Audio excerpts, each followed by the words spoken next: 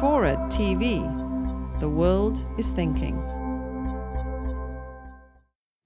In your book, you say that taxes are at the core of our democracy. What do you mean by that? Well, that's in the first book, Perfectly Legal, but that's exactly what I say. 2,500 years ago, ancient Athens, if you were living 2,500 years ago, this was a paradise on earth. I mean, these are people who had civilization. They had theater. They had arts. And they also had an absolute flat tax. Everybody in Athens paid the same tax. And if you didn't pay the tax, they marched you out to the outer edge of the city and sent you away, which was basically a death sentence.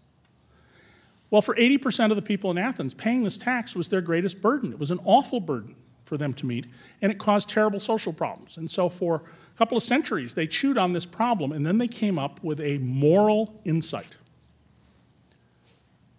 There is no economic gain without civilization. Think about that for a minute. If we lived in a state of anarchy, if we lived in the jungle, you can't have a house or a business. Someone can come just take it away from you. Civilization makes all of this wealth around us possible. And so the moral theory they came up with was, since you can only become wealthy by living in a civilized state, the greater the economic gain you've achieved from living in that civilized society, the greater your duty to maintain that society with your taxes. And when they invented this, taxation based on ability to pay, they invented democracy. Every classic worldly philosopher has been in favor of what we now call progressive taxation. The more you have, the greater the share of your income or wealth or whatever we measure that you pay in taxes. Adam Smith wrote in favor of this. A lot of people will tell you it's a Karl Marxian communist idea. Adam Smith wrote about this. Karl Marx hadn't even become a gleam in his father's eye.